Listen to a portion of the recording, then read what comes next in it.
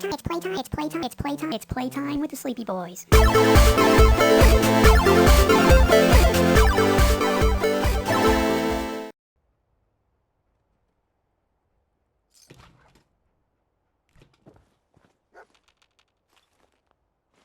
That's fair. You know what? You're not wrong about that. I do know a lot of sick and twisted things. Like I know that some types of bamboo grow at an incredible rate of up to 18 inches a day, and I know that there were certain torture methods using bamboo in China where they would plant a bamboo shoot underneath somebody, set them on top of it, and let it grow through them. I did hear about that. That's wild. And like it doesn't sound like it would work at all, but like bamboo's fucking strong, dude. But like, there's like genuinely a reason that bamboo has so many uses in like the Asian countries is because it's such a strong fucking type of plant. True. Like one of my favorite things to watch is those guys that like on YouTube, those guys that'll like make a fucking hut out of mud and bamboo in like those, you know what I'm talking about, right? Those videos that like they dig up the ground and everything. Oh yeah, they'll do like full-on videos where they're like, I built a pool in the woods, and that shit's still like I love watching that, and like part of me is like I would love to do that, and the other part of me is like I want to just lay on the bed and watch this because I don't want to get up. I would like to do this, but let's be honest, Brandon, at some point when we see each other again in person, let's do that together. Build a pool, build an underground mud pool, and just sit in it. Just stew. Why? Yeah, you're right. Let's just go to a fucking hot tub. Let's just sit in bed with each other and watch other people do it. Oh, you want to get back in bed with me? Yeah. Oh, I'm blushing. You can't see it because the video's not on, but I'm blushing. So I know that you've been wanting to talk about this one. Like you love going to Disney parks. I love going to Disney parks. My favorite love Disney World I love the Disney parks so much. I'm a total Disney geek. One of my favorite rides there is Splash Mountain, and I know that you've been wanting to talk about what's been going on with Splash Mountain. So just for those of us that aren't in the know, just give us a quick recap on what's going on.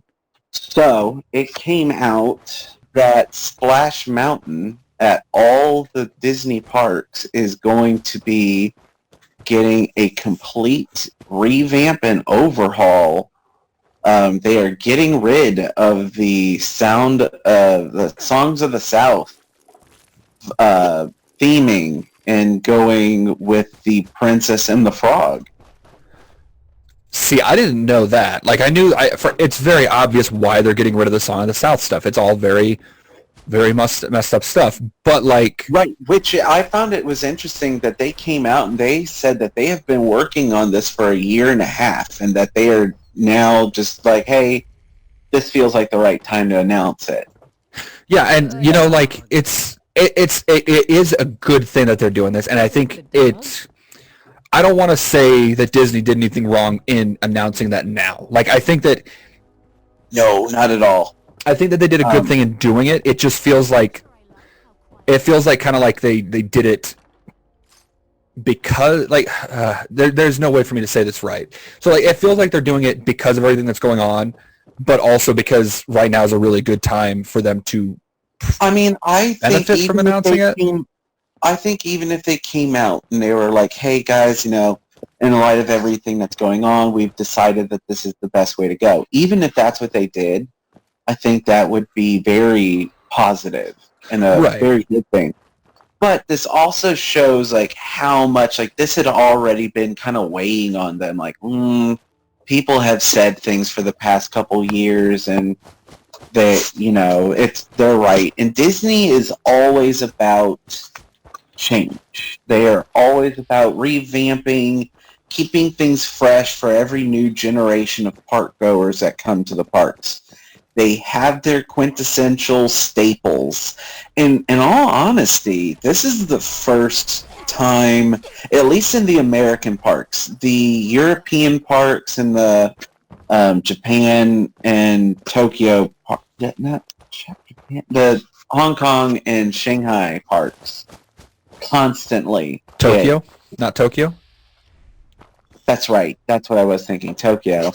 they parks that aren't in America constantly get revamped. All of their big rides. Here in the United States, though, we are far more nostalgic about certain things, and so anytime changes do happen in the parks, it's a big to-do. People freak out every single time that any new element is introduced into Pirates of the Caribbean. Which all the changes that they've done with the ride, I personally think it makes it better. Yeah, like I remember everyone was up in a tizzy whenever they released the like when they updated it to have like Jack Sparrow appear from time to time, and I was like, who gives a fuck? Like that people absolutely lost their minds when that happened. And I was like, dude, it looks like Jack Sparrow. Like it's supposed to, like they're cross branding here. And also like when they got rid of back in the day, it was like there was those 3 pirates chasing around the kitchen lady.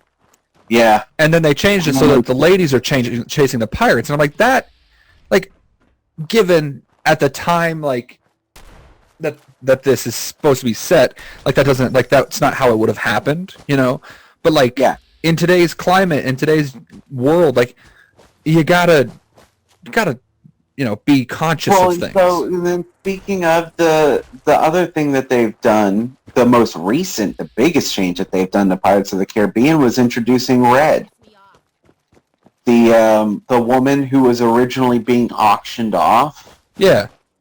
Like, she is now, like, an legit pirate.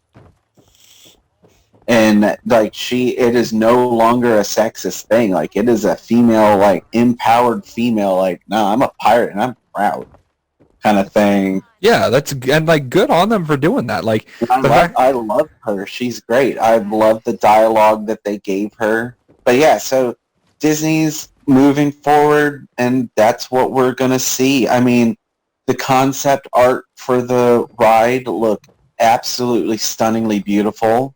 I have only seen Princess and the Frog once, but I mean, now that that's just because I didn't have it. Now that I have Disney Plus, it's on my to-do list to watch again. Right. But, I mean, that movie has become a cult classic already. Like, there are so many people who love that movie.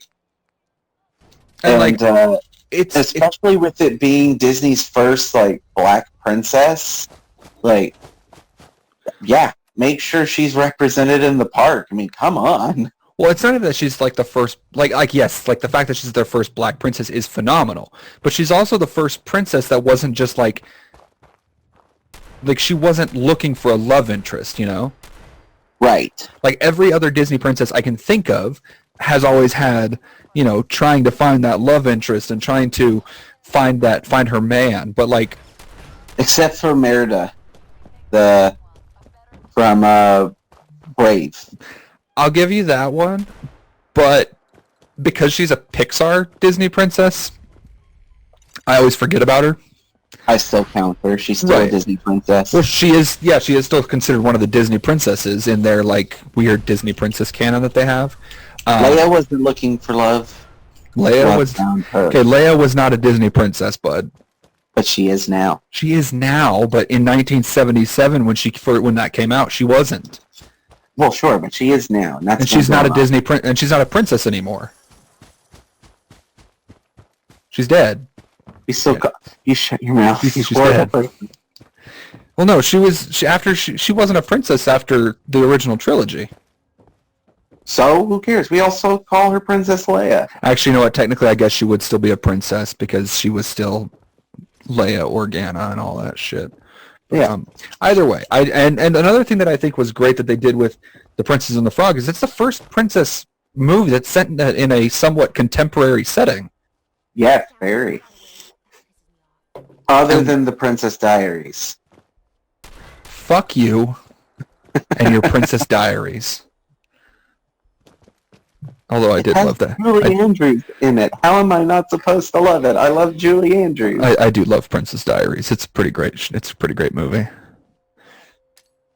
But yeah, so yeah, no, yes. But I like, as much as I love Splash Mountain, as much as that's one of my favorite rides of all time, honestly needs to be revamped. Like, this is something that should have happened years ago. Also, have you... Alright, so you go to Disney World mostly, right? I've been to both. Yeah, I know you've been to both. But you go to Um, Disney World more times than Disneyland, right? I've only been to Disney World twice, dude. Oh, okay. How many I've been- times have you been to Disneyland? Like 10. Really? I mean, I haven't been to Disneyland since I was like 16, and I haven't been to Disney World since like 2016 or 2015. So like, there's been a lot of changes that I don't know about. Well, Disneyland's Splash Mountain is in a lot of need of help. It is not nearly as good as the Disney World version. Really? Yeah, it's rough. I mean, it like is falling apart, or like... I mean, it's Disney, so I mean, it's not going to fall apart, but just the overall quality of the ride is not there. Like, Yeah. it's a rougher ride system. I mean, it bangs you around quite a bit, especially when you're taking those sharp turns and stuff. Right. Through the country and stuff. But yeah, they've been wanting to revamp the Disneyland park, the Disneyland Splash Mountain for a while, because guests have been complaining about it. Oh, I got bruises on my compared from the rump. Disney World, where the Splash Mountain at Disney World is perfect Right. as far as the ride system goes. Right. Well, I mean, it is one of those things that I sure would love to ride it one more time with the Briar Rabbit, story, just for old time's sake. But I very, very much am looking forward to the new change. right, and I definitely, I definitely agree that it's time to get rid of that not even subtle racism from that show movie. Yeah, well, I mean, the one thing I will say is, I mean, they had renamed some of the characters in the ride to get rid of the like the antebellum name structures that they had. Yeah. Some of the characters. So the ride itself, I mean, that Disneyland presented isn't necessarily racist in nature, but what it does is it does acknowledge Disney's most racist movie. Yeah, exactly. And it's not even one of those movies where people have looked back on it and they're like, this movie's kind of racist. The movie was called racist back when it came out. Yeah. So, I mean, this isn't anything new. Disney has worked so hard to bury this movie. They've been trying to get rid of the memory of this movie for so long. Well, it's one of the ones that's never been taken back out of the vault. No, and they never will. And like, that's the thing, is like that kids that ride that ride don't understand like what it's from even. My parents were the ones who told me, they're like, well, it's based around this movie. And I'm like, oh, well, we should watch it. And they're like, No. And I was like, but why? Not knowing. And they're like, it's very controversial. And Yeah.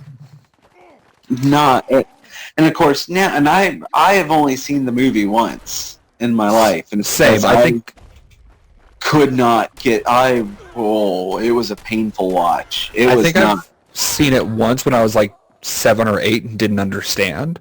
And then again when I was an early adult and I was just like, oh, okay, that makes a lot more sense then. Yeah, there's a video rental service in Austin that's like an old school structured like Blockbuster. Right. And they had a copy, a bootleg copy of it on cassette, and I rented it. And you Like, got a right when I huge was- chubber seeing it. I mean, I was excited because it was my first time ever like finding it and like, oh my gosh, I can watch this. It is the movie itself. They had a label on the box at the store, like, look, this movie is like they gave their whole account. They're like, we sat down as a team, we all watched it, and here's our take. Like, understand that this is racist. This is this is not okay. Kind of thing. But, I mean, I was like, well, I've been wanting to see this. I would at least like to understand fully, with my own eyes, kind of like what's wrong with this movie. And even hearing people tell me about why it's wrong, like, and stuff, does not do it justice how racist and just, like, it's straight up revisionist history. Right. Yeah, and it is racist. It is. But Well, one of the stories in it is literally is about the Tar Baby. oh gosh, yes, I know. And here the thing is, in my opinion, in my perspective of why this is one of those times that I know there's a lot of like Disney purists who go to the parks who like as minimal change as possible. I'm one of those people. I usually am one of those people that prefer as little changes to the original ride as possible, the better. Right. Because I like the history of it. I don't mind updates. I love keeping things fresh, and adding to that layer is totally fine. This is one of those times that I'm like, no, this ride has needed to change for a long time, because in my mind, and I associate it this way, if it weren't for Splash Mountain, I would not know about Song of the South. Right. And I would not have gone to look for it. So by removing that, you are making, like, this is Disney's final, like, we are trying to make up for our original, like, mistakes. Yeah. Well, what's really messed up is up until, like, I think it was like the early 90s, they actually had the characters from Song of the South in the parks. Like, there are pictures. They still have them, like, in like costumes and shit. Briar Fox, Briar Bear, and Briar Rabbit. Holy shit! I didn't realize that. I've never actually seen them in the parks, but I knew that there are photos. Them for their their Year of a Million Wishes. Oh, okay. Along with the original characters from, they had Prince John and Robin Hood and Friar Tuck and the Sheriff of Nottingham. That were also, they essentially brought back all the original characters that were mostly prominent in the 70s and the 80s and brought them back into the park. See, those ones make sense, though. Briar Rabbit and Briar Fox and Briar Bear, they were strictly used for parades. Right. But they have had a long history in the park. Well, fuck, I didn't know that. Yeah. But They've like, been 'cause, like, around for a while. Like I said, I've never actually seen that trio in the park, but there are pictures of my older siblings, like in as like 6, 7-year-olds at the parks before I was born. With Oh yeah, I with them. absolutely have seen them in the park multiple times. Oh, shit. Dude, I even had I mean, look, my problem with I love the story of Briar Rabbit. I just do. I like that story mostly because of the ride of Splash Mountain. Right. So I mean, I even had a little Briar Rabbit stuffed animal. But I mean, once again, like, you can't. This is a prime example of the dangers of even when you cherry pick the quote unquote good parts of your movie that you want to be able to use still, or any work, there are still dangers there, and I think that this is a good. I'm not going to say a prime example, but it is a very good example of, hey, there's a reason why y'all decided to bury this, and you just couldn't commit to it. Yeah, that's absolutely 100% correct. And So I'm super excited because this is going to bring Princess and the Frog into a bigger forefront. More kids are going to go see this movie because of it. So I'm totally cool. I'm excited. It's going to be a beautiful looking ride. oh, absolutely. I'm really excited for that too. All right, guys. Well, I guess we got started with the spooky stuff a little early with all the murder and lava melting your hand off. But thanks for listening. I'm pretty sure I'm still Mark after that. Yeah, I mean, your hand is extra crispy. It smells like bacon. Yeah, I can hear it sizzle from over here. Mwah, delicious. I love it when you suck on my fingers like that, buddy. And I, as always, have been Brandon. Continue